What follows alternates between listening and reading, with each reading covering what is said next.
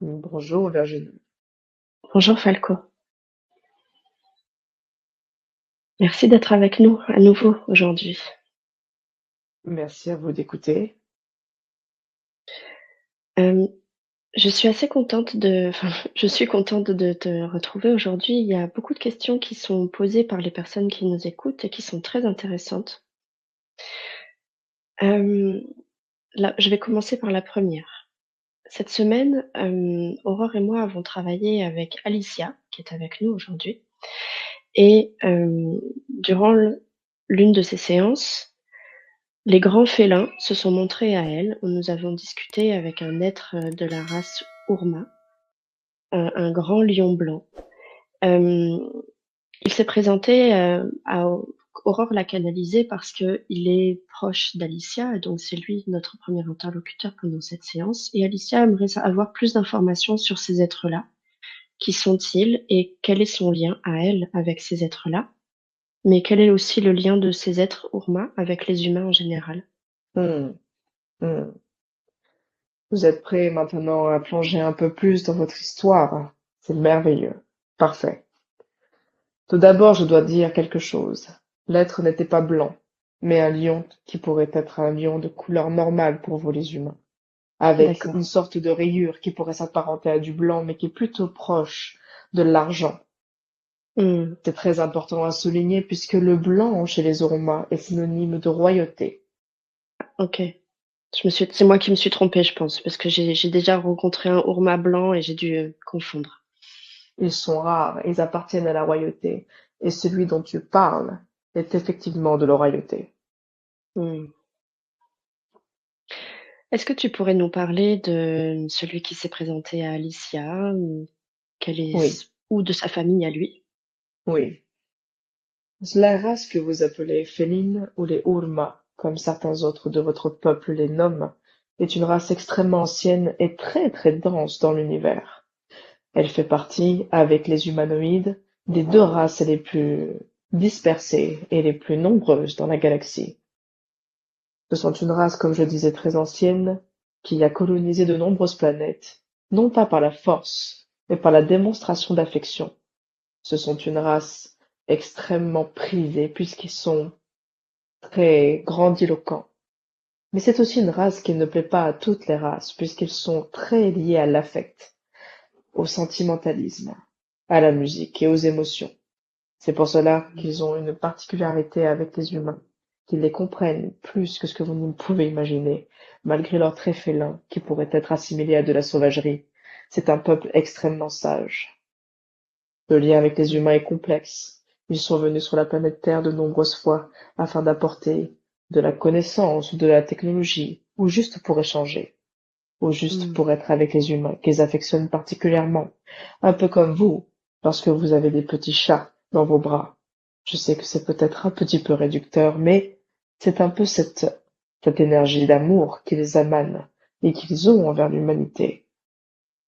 Ils font Hmm. partie des deux races les plus anciennes de l'univers, et si nous prenions une échelle de races de l'univers qui sont là depuis le début, il y a les Lyrans, les humanoïdes, les Olma et nous les dragons.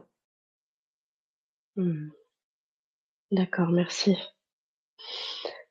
Est-ce qu'il y a un lien juste bon, quel est le lien plutôt entre ces êtres-là, les Urma, et nos chats, nos félins, nos lions sur Terre?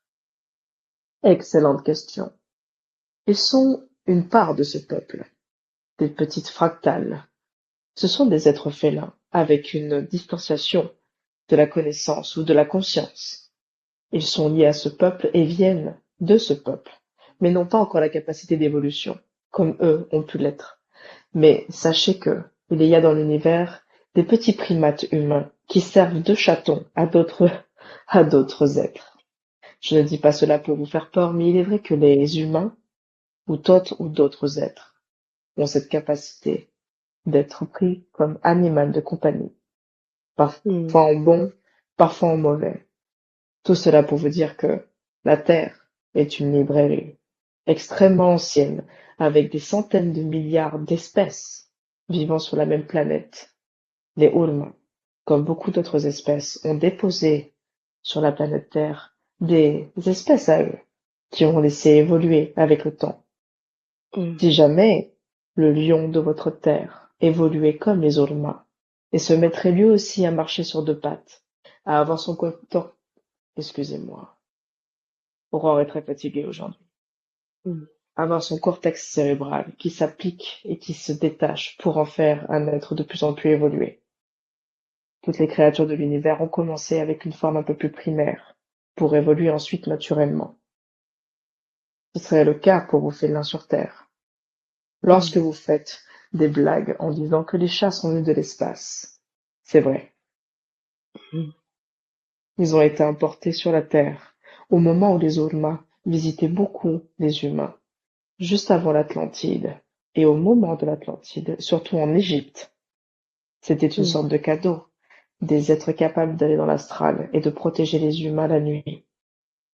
C'est pour cela que les chats sur la Terre sont autant liés à ce que vous appelez sorcières, ou même tout ce qui est projection astrale, quelque chose de mystique pour vous. C'est normal. Oui. Les Ulma ont cette capacité à voyager dans l'astral. Ils sont très forts pour cela. Ils manipulent beaucoup de choses, dans le sens qu'ils arrivent à retourner les rêves et les pièges. Mmh. Il en va de même pour les chats, qui voient par toutes les dimensions, et qui la nuit protègent beaucoup l'espace des maîtres. Mmh. Il y a beaucoup de ces êtres-là qui s'incarnent en tant qu'humains. Pourquoi? Oui, il y a beaucoup d'espèces qui font cette expérience Mmh. d'incarnation. Mais il faut savoir que les Ulma ont la technologie des, ce que vous appelez les pods d'incarnation, des stases, et que la Mmh. plupart de ces êtres ne passent pas par l'incarnation complète et utilisent ces systèmes pour s'implanter dans la matrice et vivre une vie d'humain afin de comprendre ce qui se passe pour pouvoir aider ensuite, soit de l'intérieur, soit de l'extérieur. Mmh. Il faut savoir qu'il y a une sorte de conseil galactique qui n'est pas tout à fait avenant, comme on vous le fait croire sur la Terre. La plupart des Mmh. races de ce conseil ne veulent pas intervenir sur la Terre, malgré ce qui s'y passe. Certaines races, comme les Ulma, estiment qu'il est temps maintenant d'éveiller les consciences et d'agir directement. Mais ils n'ont pas assez de D'accord. données. Il faut dire que cette sorte de fédération galactique, qui est un leurre pour l'humanité, n'accepte pas de rentrer en contact directement.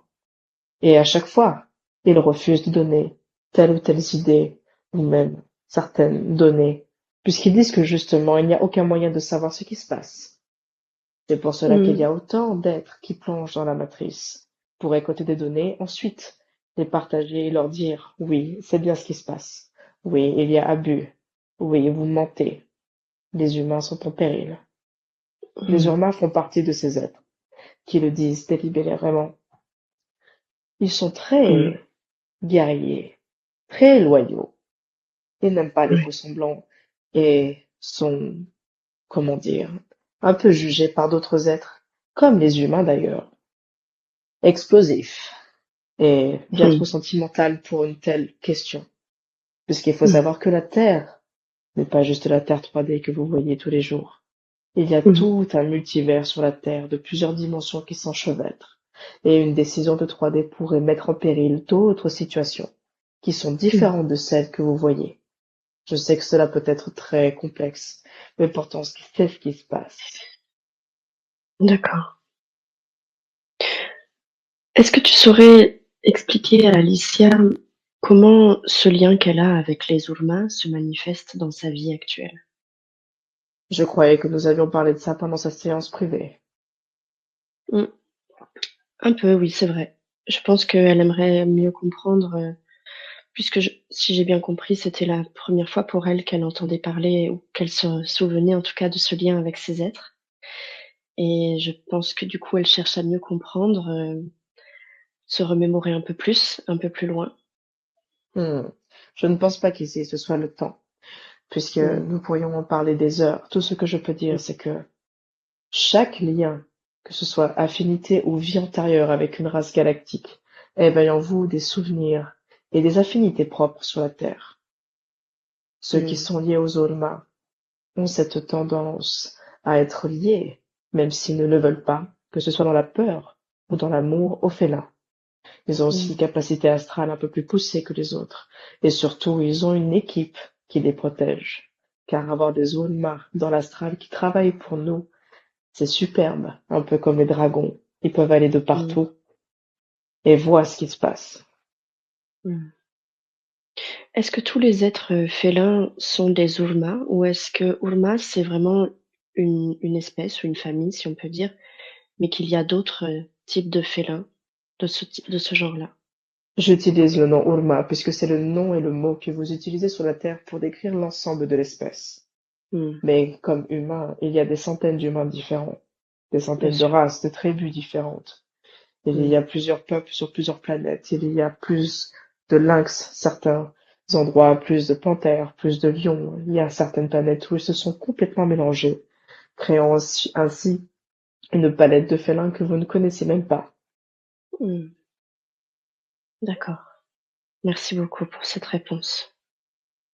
Justement, Malo écrit: «J'ai lu dernièrement que les Urmas se mettaient dans des caissons d'immersion et ils projettent leur conscience dans un corps d'être humain et quand vient la mort, ils se réveillent dans leur corps de félin». Donc ça, c'est ce que tu nous as expliqué tout à l'heure, c'est ça? Oui, Mmh. à peu Malo près, dema il y a quand même des exceptions. Si OK. jamais la mort peut être trop violente dans le monde humain, il se peut que l'Urma ne se réveille pas, mais c'est très rare. Mmh. Malo demande si c'est aussi le cas pour, les dragons incarnés en humain. Ah. Est-ce que cette personne est nouvelle, puisque les dragons Non. incarnés ne passent pas par les pods, ils n'ont jamais passé par les pods, nous n'utilisons pas de technologie. Je trouve cette D'accord. question un peu étrange, au vu de tout ce que j'enseigne depuis des mois. Mmh.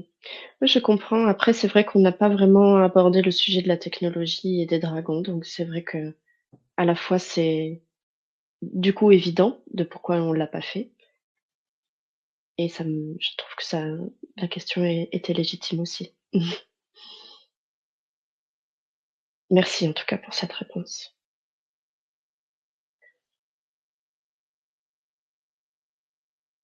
Sandrine aimerait savoir, si tu peux nous parler des dragons alpha. Qui sont-ils? Hmm.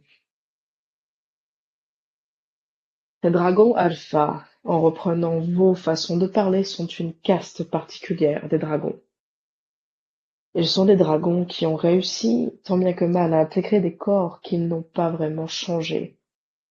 Ils pourraient être apparentés, comme vous pourriez le dire d'ailleurs, à une race alien propre, avec, effectivement, une technologie. Ils sont très rares, et ils font partie de cette race ancienne qui a décidé de télécharger de la matière autrement. Chacun des dragons a fait un choix particulier d'incarnation ou de passer dans ce monde, soit par un dragonnier, soit par une incarnation dans un corps, soit comme l'a fait les alphas, en gardant la puissance primaire, dans un corps d'incarnation. Est-ce que c'est pas la même chose que de s'incarner en tant qu'humain? Non. Les alphas sont très, très particuliers. On n'en parle jamais puisque ça pourrait vous faire peur et vous induire un peu en erreur. Mmh. Malheureusement, il y a beaucoup de personnes qui les confondent avec les draconiens alpha, qui ne sont pas du tout Mmh. les mêmes.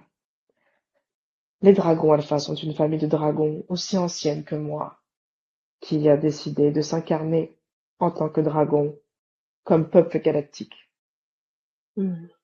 ce qui signifie des décisions, une vie à part entière, quelque chose de beaucoup plus linéaire que nous dragons, qui ne sommes pas forcément, comment dire, attachés à un cycle. Mmh. D'accord. Dans notre langue, aujourd'hui, en français, alpha, c'est souvent employé chez les groupes d'animaux, surtout pour les chiens, celui qui va mener les autres, le chien alpha, le loup alpha. Est-ce que, ça a un lien? Est-ce que le mot que l'on nous donne en parlant de ces dragons alpha a un lien avec cette idée de leader? Oui, puisqu'ils sont craints dans toute la galaxie. Ils ont une Mmh. technologie propre, ils ont une communication propre, ils ont même des vaisseaux. C'est une idée Pourquoi est-ce assez étrange. ouais. Pourquoi est-ce qu'ils sont craints? Ils sont craints parce que, comment expliquer? Ils ont fait le choix de la matière, et donc de l'ambiguïté des polarités. Étant une race extrêmement ancienne, ils sont même plus anciens que les draconiens, plus anciens que les Mmh. Ulma. Ils viennent de la même base que nous, du serpent ancien. Ils sont craints puisque ce sont des dragons incarnés en galactique. Imaginez-vous, des êtres comme nous crachant du feu, avec la même façon que nous de regarder les lignes de temps, de voyager dans l'espace. Tout cela avec une Mmh. physicalité de dragon. Mais quelque part, mes frères et sœurs alpha se sont limités, puisque Mmh. c'est une expression de la matière qui est très différente de ce que nous faisons habituellement. Et la plupart des êtres alpha, lorsqu'ils vont sur une planète, font peur aux habitants, puisqu'ils essayent de communiquer, par exemple, par la voix. Or, lorsque Mmh. nous parlons avec notre voix de dragon, nous faisons peur. Mmh. Il y a moins de douceur chez eux. Ce sont des guerriers. Mais ils sont bien là où ils sont, puisque ils font office de gardiens. Imaginez que si ces dragons n'avaient pas fait le choix d'être des galactiques, d'incarnation galactique et de race à part entière, certains draconiens auraient détruit absolument toute cette partie de l'univers. Ils auraient fait Mmh. entrer encore plus de machines dans les multivers que ce qu'ils font maintenant. Les alphas sont des gardiens de la base, des gardiens de la frontière, si je peux dire. Mmh. Ils communiquent souvent avec les humains, Mmh. comme nous le faisons tous, mais ils terrorisent certains êtres qui ne s'alignent pas avec la vérité, puisque comme tous les dragons, ils travaillent avec l'énergie de la vérité et de la Mmh. connaissance, Mmh. et n'aiment pas vraiment qu'on leur dise quoi faire ou qu'on leur fasse voir une façon dont les choses devraient être faites qui ne sont pas alignées avec les énergies propices. Ils restent des dragons avant tout. Oui. Est-ce que ces dragons-là, sont concernés par, tout ce dont on a parlé ensemble de l'histoire des dragons, les trahisons, les guerres avec les elfes, les humains? Est-ce que ces dragons Non, alpha ont vécu ça? non. C'est une minorité qui a décidé. Je vais essayer de trouver une image pour vous expliquer. Imaginez que nous sommes tous dragons dans un immense paquebot. Mmh. Et sur notre paquebot, une poignée a décidé de prendre une barque pour aller sur une autre île, pour tester quelque chose d'autre, quelque chose Mmh. de complètement différent. Nous sommes tous liés les uns aux autres, mais leur expérience est un peu plus différente que la nôtre. Elle est beaucoup plus ancrée dans la matière, dans les lois galactiques, dans les peuplades, etc.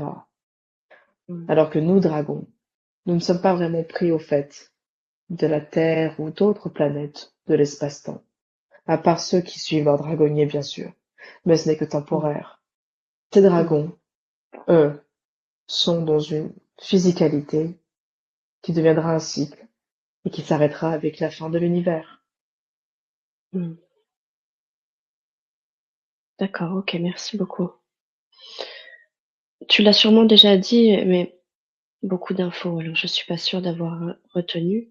Est-ce que ces dragons-là s'incarnent aussi en tant qu'humains comme les autres?